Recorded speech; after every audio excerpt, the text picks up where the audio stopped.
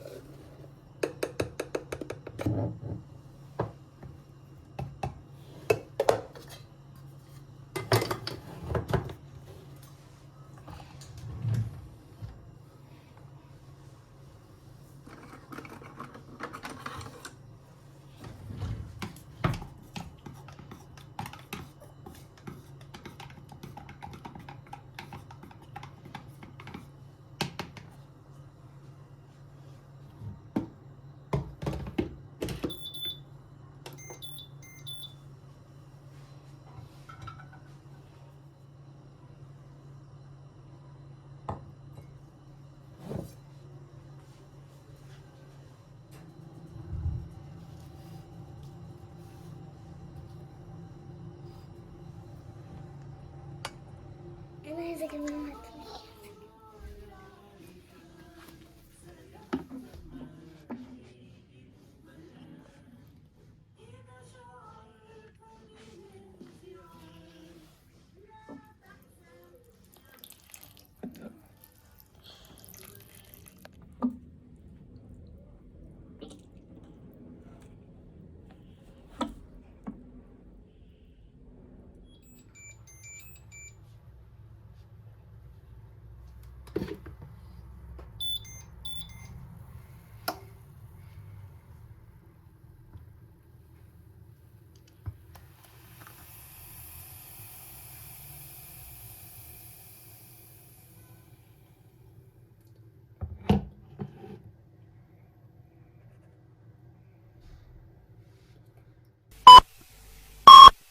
إذاعة القرآن الكريم من القاهرة.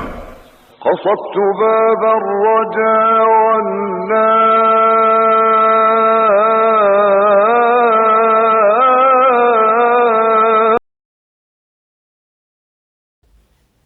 يا صباح الخيرات، عاملين ايه؟ يا رب تكونوا بخير. لو اول مره تشوفوني، انا رؤية مصريه عايشه في تركيا. النهارده هقضوا معايا اليوم ان شاء الله. يا رب يومي يعجبكم كده، ويا رب الفيديو يكون خفيف عليكم وتستفيدوا منه بحاجه ولو بسيطه. ولو اول مره تشوفوني ما تنسوش تعملوا سبسكرايب، اشتراك في القناه، وكمان تعملوا لايك للفيديو لو عجبكم، وان شاء الله هيعجبكم. واول حاجه طبعا عملتها، اول حاجه قلت ايه، ان انا هعمل لهم فطار كده. العجينه دي بنجيبها هنا من البيم، عجينه الملفيه، حلوه جدا جدا يا بنات، يعني ما شاء الله. انا بستخدمها يعني كميه استخدامات رهيبه، بنزل كمان منها فيديو صغننه كده اللي هي الاستخدامات البسيطه كده. بس انا النهارده قلت ايه، هشارك معاكم كذا تشكيله ليها، او ممكن كمان بالعجينه العاديه، مش شرط حتى عجينه الملفيه دي. طبعا انا بحب ايه، احط كده على الصاج بتاع الفرن، بحب احط الورق الزبده، بس انتوا ممكن ما تحطوش وتحطوها على طول يعني في الصينيه او في الصاج، يعني زي ما تحبوا. بس انا بحب اعمل كده. اول حاجه انا حطيتها كده، ولازم تكون ايه، طريه شويه، مش ناشفه قوي، مش لسه طالعه من الفريزر حالا، ومش تكون طريه جدا، تكون يعني متوسطه كده. بس ده اول شكل. مثلا انا بلفها كده، برولها، وبعدين بفتحها كده، بتديني شكل حلو. كمان لما بنزل عليها مثلا الشربات اللي هنعمله مع بعض او العسل، او تحطي فيها نوتيلا، او تحشيها جبنه، يعني بكذا طريقه زي ما تحبي. دي بيبقى زوايد كده عليها، انا بشيلها. بصوا الشكل ده. ممكن كمان تقفلوها بقى تحشوها وتقفلوها بالشوكه كده. ليها افكار كتيره جدا جدا. انا كمان بعمل منها زي البقلاوه كده التركي، بتبقى خطيره، بتبقى في الصينيه على بعضها. هشاركها معاكم ان شاء الله. بصوا انا هنا عملت شكل فيونكه، عشان ايه، يعني البنات بيحبوا قوي الحاجات دي، يعني انتوا عارفين الاطفال اصلا بيحبوا اي حاجه شكلها متزين كده. بصوا سهله ازاي. انا باخد بس قطعه منها صغننه كده، وبعدين بلفها شبه الفاكرين زمان كنا بنقعد نلف المروحه كده، مش عارفه فاكرينها ولا لا. بس وبعدين بلف عليها الشكل ده، فاداني شكل الفيونكه كده. الاطفال بيفرحوا جدا بالحاجات الصغننه دي. وكمان هعمل منها اللي هو شبه الكرواسون، كذا شكل. وبصوا هنا برضو الحاجات دي بتتباع برضو في الافران، اللي هو انتوا بتعملوها كده زي ما انتوا شايفين كده. وممكن تحطوا في النص بقى كريزيه، ممكن تحطوا زيتون لو انتوا هتعملوه جبنه. وكمان بعمل بيها زي بحط عليها من فوق اللي هو صوص البيتزا. معلش انا اسفه. بحط عليها من فوق رجعت لكم تاني يعني. بحط عليها من فوق صوص البيتزا كده، بتبقى فظيعه حلوه جدا جدا. وبعدين بحط برضو عليها الحاجات اللي بنحطها مثلا على البيتزا، اللي هي الطماطم، الفلفل، الزيتون، الجبن، وتبقى حلوه جدا. وهنا ممكن كمان بحشيها بالشكل ده برضو جبنه، بس انا حبيت المره دي ان انا اعملها لكم ساده خالص، وعملتها شبه لفه الدوناتس كده شويه. حتى البنات كانوا فاكرين ان هي دوناتس، يعني بيقولوا لي ايه دي شبه الدوناتس، هما الصراحه اوحولي بالفكره. بصوا بتفردوها كده شويه، ممكن كمان تفردوها باللي هي بتاعه فرادة العجين برضو، بس انا بستسهل بايدي كده. واهم حاجه تقفلوها كويس كده. بس انا بعشق الشغل بالعجين والتشكيلات والحاجات، بحس ان بيطلع الطاقه اللي جواه يعني. فاليوم ده انا كنت حابه ان انا اعمل لهم فطار سهل وسريع ويبقى حلو برضو. وممكن تحشوها نوتيلا. بصوا هنا عملتها شبه الكرواسون كده، وبتبقى من جوه هشه وحلوه جدا جدا. بصوا بتبقى فظيعه فظيعه يعني ما شاء الله. هي اصلا 10 وحدات، وانا بصوا كل واحده بقسمها على نص، فبتديني كميه كبيره جدا. يعني مثلا لو جايلك عزومه او اي حاجه بتعمليها بسرعه. ومش شرط لو مش موجوده عجينه الملفيه تعملوا عجينه عاديه عادي وتطلعوا منها اشكال كتيره قوي. يعني انا ان شاء الله هشارككم الفتره الجايه بمعجنات كتيره جدا، لان انا بحب جدا العجين والمعجنات وكده يعني. وعشان كمان البنات والمدرسه كل يوم الصبح ببقى محتاره اعمل لهم ايه، فقلت بما ان انا كده كده هعمل فهشارككم بقى يعني. بنحطها في الفرن برضو، ما بدهنهاش اي حاجه ولا بحط عليها اي ماده دهنيه، هي اصلا بيبقى فيها ماده دهنيه. ولو حد هيسالني افضل واحده انا بحب الصراحه جدا بتاعه البيم. انا جربت بتاع ايوس بير وجربت بتاع ماركه شوك، ما عجبونيش الاثنين، واللي هي سوبر فريش برضو ما عجبونيش. انا اكتر حاجه الصراحه عجبتني وعجبت عندي هنا في البيت هما بتاع البيم. بصوا ما شاء الله عملت لي صاجين، وبصوا اللهم بارك حلوين ازاي. وعملت بقى تفانين بقى عشان هما بيحبوا التفانين البنات عندي يعني. اللي اول مره يشوفني، انا عندي بنوتين صغننين جويريه وخديجه، فبحب ادلعهم كده مثلا شويه. بس دلوقتي هنعمل الشربات. بصوا بقى انا قصتي مع الشربات ده قصه لا تعد يعني. مش عايزه اقول انا دايما كنت اعمله كان دايما يسكر مني. اللي ما يعرفش انا عندي اصلا تيك توك بنزل عليه فيديوز كده للحاجات اللي هنا في تركيا مثلا، الفرق بين الجبن والحاجات عشان للناس اللي جايه جديده. وفي مش عارفه مثلا بشرح لكم حاجات السوبر ماركت كلها، الثلاثه سوبر ماركت او الاربعه، كل انواع السوبر ماركت. اي سوبر ماركت بروح بلاقي في حاجه جديده بصورها وبنزلها للناس اللي جايه جديد عشان تبقى عارفه يعني الحاجات دي، لان انا كنت جايه مش فاهمه اي حاجه بصراحه، وكنت محتاجه حد يفهمني. فانا قلت ان عملت اكونت التيك توك ده، فلو لسه مش متابعيني تروحوا تتابعوني هناك. وكمان هسيب لكم برضو لينك الانستجرام تتابعوني عليه.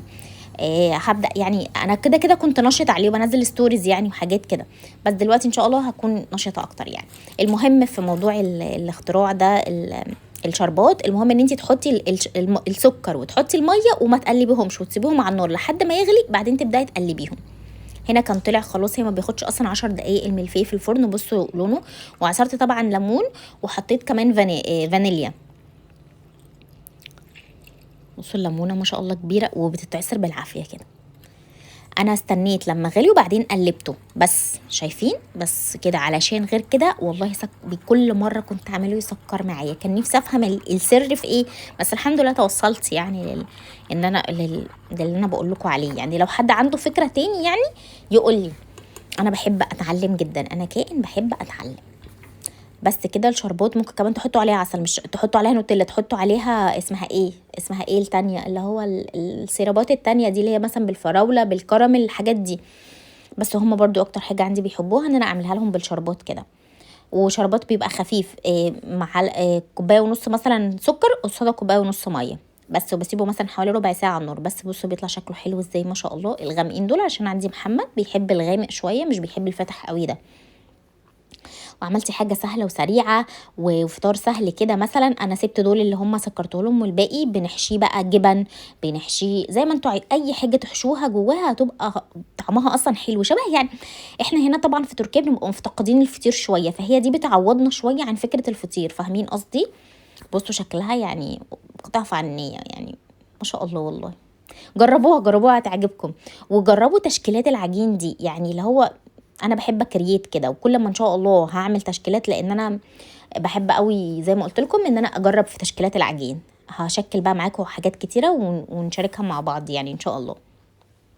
بس عايزه لايكس كتير جدا للفيديو ده يعني، عايزه بقى كده تفجروا لي الفيديو لايكس كده. بس. وبحط عليه بقى سكر بودر كاننا رحنا اشترينا اكل من بره، بس انا عملته في البيت بايديا. قولي لي شاطره يا رؤى، ما شاء الله عليا. والله انتوا كمان اشطر مني وتقدروا تعملوا حاجات زي كده واحلى كمان. فنعمل كل حاجه في البيت والله بايدينا كده، بتحسوا الحاجه ليها طعم احلى. ربنا يحسن ما بين ايديكم دايما. شايفين دي اللي عملتها كده زي ما بقول لكم، نحشيها بقى جبن، تحشوها اي حاجه زي ما انتوا عايزين. بصوا بتبقى عامله ازاي، ما شاء الله يعني. والله جميله جدا العجينه دي يا بنات. وهعمل معاكم عجاين بقى اللي هي بالدقيق والميه والحاجات دي، وان شاء الله هتطلع زي كده هشه وجميله وخطيره. بس طبعا خلصنا وفطرنا وبعدين نزلنا بقى. كنت البيت محتاج حبه حاجات وكده، بدل ما قلت اروح لوحدي قلت اخد جوري وخديجه ومحمد معايا يعني، ونسوني في الطريق. عشان كده كان يوم اجازه اصلا عند البنات. وبصوا قلت اخدكم معايا في الشارع ده. انا مش عارفه لا مشينا غالبا اول فيديو عملته خالص على الشانل اللي هو جوله في كراجه، مشيتكم في الشارع ده معايا. هنا بقول لكم طول ما انتم ماشيين هتلاقوا محلات المكسرات دي والحاجات المجففه، اللي هنا بيجففوا كل حاجه، التفاح، البتنجان، الفلفل، كل حاجه هتلاقوها مجففه. بس وده محل سمك كده. احنا في الشتاء بيبقى فيه عندنا سمك كتير جدا. فده محل سمك كده. ده اليوم ده كان يوم البازار وانا كان يوم السمك يعني، فغالبا بتوع السمك اللي بيبقوا فاتحين بيفتحوا احسن في البازار اللي عندهم محلات يعني. دي بقول لكم دي مكنه القهوه بتاعتي، عليها عرض في كراجه بدلا من 2000 ب 1200 ليره. اللي انا لسه عامله لكم بيها القهوه اول الفيديو. بس ده كده انا بحب الشارع ده جدا جدا جدا. وهتلاقوا هنا محلات كتير كده بتاع سواريه يعني وحركات وكده. والمسجد اللي هناك ده اكبر مسجد عندي في افجيلار، حلو قوي، مشهور جدا يعني. اي حد عايز يقابل حد في افجيلار بيقول له عند المسجد، عند الجامع يعني، اسمه اولو جامع. بس ايه رايكم في المنطقه عندي؟ مش انا ما مشيتكوش بقى قبل كده في الحته دي يعني، انا عند ناحيه كراجه كده ماشي، انما الحته دي لا. بس بصوا هتلاقوا برضو طبعا محلات الشاورما. انتوا في تركيا يعني طول كل 5 متر مثلا في محل شاورما كده. المنطقة هنا عندي اللهم بارك حيوية جدا. وطبعا الشتاء نزلت فأكيد هتلاقوا الحاجات بتاعة الشتاء دي منتشرة جدا جدا، لأن زي ما انتوا بتشوفوا كده في الأفلام والمسلسلات أول ما بيدخلوا لازم يدوهم بالشبشب ده بتاع الشتاء في رجليهم لأي حد داخل، لأن هنا ممنوع أي حد يدخل بالشوزة بتاعته يعني. حتى أي حد جاي يصلح لك حاجة في البيت ما بيدخلش بالشوزة بتاعته، ده ممنوع يعني. دي من الحاجات الممنوعة تماما في أي بيت تركي يعني. ودي صرافة عشان زي ما قلت لكم برضو قبل كده ان احنا المنطقة اللي انا عايشة فيها عرب كتير جدا، فبالتالي طبيعي يكون في هنا انا الشارع ده بس لوحده فيه مثلا 4 أو 5 اماكن صرافة. كان الدولار وقتها هو لسه الفيديو متصور من يومين يعني، فكان الدولار ب 18 ليرة يعني و30 قرش. وهنا ده الشارع اللي انا عملت لكم فيه جوله قبل كده. والشارع كله بقى من وقت الجوله وهو فيه تصليحات كتيره جدا ولسه ما خلصش يعني. واليوم ده احنا نزلنا على الساحل، وكنت هصور لكم على الساحل شويه بس للاسف طلع ان فيه تصليحات. هنا بقى دخلنا مقبول، قلت اوريكم بقى الحاجات اللي بتبقى في مقبول دي. اشهر اصلا محل مكسرات هنا في تركيا. بصوا بيبقى فيه طبعا الحلقوم والحاجات والملبن وكده. وانا بصوا سايبه لكم الاسعار، اللي عايز يعرف سعر اي حاجه يعمل بوز للفيديو هيظهر السعر على طول. بصوا كل الحاجات دي. وللاسف بقى انا بجيت اكمل تصوير هقولوا لي ممنوع التصوير. انا عارفه ان في مقبول كذا حد كان بيصور فيديو وظهر في الفيديو والناس بيقولوا له هناك ممنوع وكده، بس انا كنت بصور محمد بس وهو بيحط الحاجه يعني. هنا في مقبول او في اي مكان مثلا عامه هتلاقوا ان انتوا دايما سايبين الناس هناك الجلافز دي عشان انتي تلبسيها وانتي بتستخدمي وانتي بتحطي الحاجه وانتي بتعملي.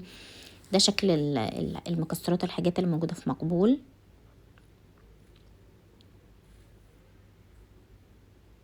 ده اللي هو اللي اسمه ايه، الحمص، مش عارفه اسمه ايه، الذره المملح.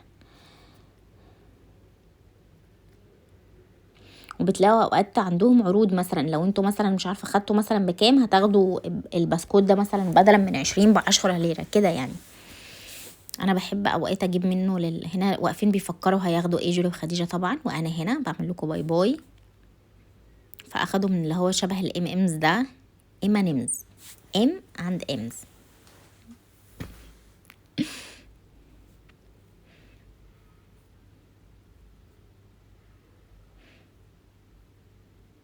هي الحاجات دي انا شفتها قبل كده، هما بيفضوا الاكياس، يعني الحاجات اللي بتبقى اصلا بتاع اولكر ولواكر والحاجات دي هما بيفضوها ويحطوها هنا. يعني انا شفتها قبل كده وهما بيعملوا كده. اللي عايز بقى ياخد كده ياخد، واللي عايز يشتري من السوبر ماركت برضو بتبقى الحاجات برضو مغلفة كده. بس انا اوقات كده واوقات كده، بس انا قلت بما ان رايحين اصلا نجيب المكسرات يعني وكده فنجيب بالمرة يعني. ودي برضو اسعار الملبنات، اللي انا ما بحبش الملبن خالص. شاركوني انت بتحب الملبن ولا لا؟ انا مش بحب غير الاحمر بتاعنا، فاكرين اللي كان بيبقى في المولد اللي بيبقى فيه فول سوداني بس. وهتلاقوا في مقبول طبعا كل انواع البهارات والرز وكل حاجه، كل حاجه بتتباع كده بالكيلوات يعني، ودقيق وهنا طبعا مشهورين جدا بالبرغل وكده. دي اخر حاجه صورتها لان خلاص البنت قالت لي يا ساق ممنوع بقى، ما تصوريش يعني تاني وكده. قعدت اقول لها ليه. بس دخلنا بقى البيم، ماركت البيم. انا برضو عامله لكم جوله كامله في ماركت البيم، هسيبها لكم برضو في الاي بقى هسيب لكم كل الفيديوز مثلا بتاع الحاجات دي لو انا مصورها قبل كده، هتلاقوها مثلا في اول كومنت ان شاء الله. هحاول فعلا ان انا اسيب لكم الفيديوز دي. بس وطبعا الزيت. تعمل ايه يا محمد؟ بحط عكس الشعر.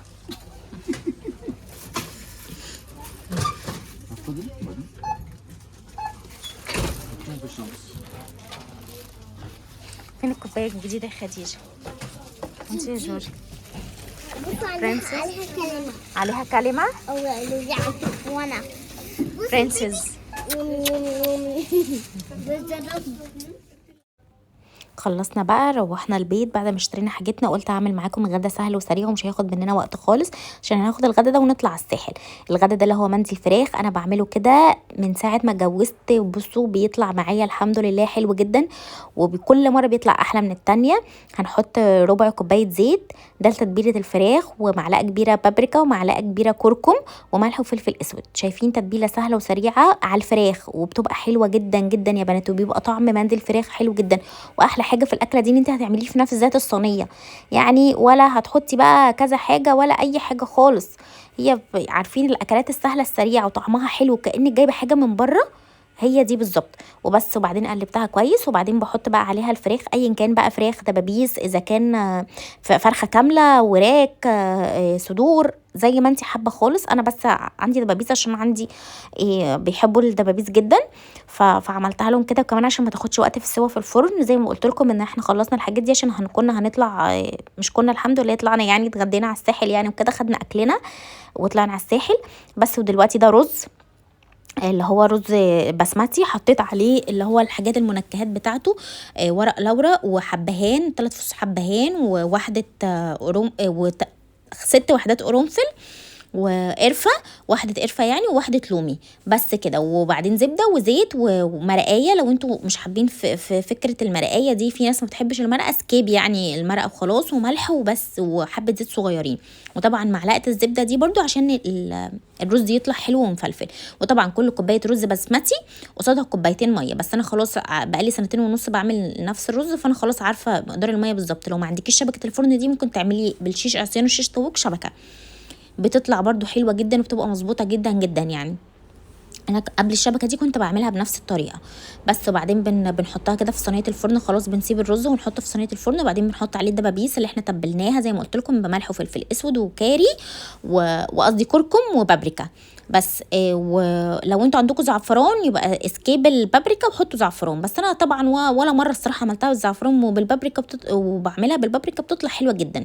بعد ما تخلصوا بتحطوا فحميه، بس انا زي ما قلت لكم ان انا كنت مستعجله فما حطيتش الفحميه بس. وبتغطوها كويس جدا جدا، وبتحطوها في الفرن على درجه حراره 200 لمده ساعه او ساعه وربع يعني كده، على حسب الفراخ ما تستوي معاكم. بصوا شكلها بعد ما طلعت، والرز ما شاء الله مفلفل وزي الفل، هتشوفوه دلوقتي بس. وبعدين هنحط بقى الحاجه بتاعتنا في العلب بتاعتنا، وهناخدها ونطلع نتغدى بيها بره. اعملوا حاجات بسيطه زي ما قلت لكم تساعدكم وتساعد اللي حواليكم، ويا رب دايما اشوفكم سعداء كده ومبسوطين ومتهنيين بس. وده الرز شايفين ما شاء الله مفلفل ازاي، والله يا بنات مقدار الماء اللي انا حطيته عليه وسبته كده في الفرن واستوى مع نفسه، شايفين اللهم بارك. وطبعا الصوص بتاع الفراخ بينزل وهي بتستوي بقى على الرز، فتخيلوا بقى انتوا بتاكلوا حاجه عامله ازاي، ولو بقى فيها فحميه يعني. والله جربوا الطريقه دي هتعجبكم جدا جدا جدا. هنا محمد كان لقى حبه هنيه فبيشيلها. شايفين شكل الفراخ بعد بقى ما تولعوا كمان بعد ساعه بتشيلوا الورقه وتحطوها شويه تحت الشوايه عشان تدوكوا اللون الاحمر ده بس. وهنا السعاده في التفاصيل البسيطه، يعني اخدنا غدانا وطلعنا اتغدينا بره بس. بجد عجبكم جدا. يلا بألف هنا. واشتركوا في قناة رؤية وبالهنا والشفا. وبعدها اشربوا العيران ده مع الأكل. بس أولا منفعش تشربوا حاجة ساقعة عشان محد يكون تعبان. يلا هناكل أكلنا بقى. امسحي ده الجزء من الفيديو ما كانش قالته. لا ما تمسحيش الفيديو. ماشي يلا.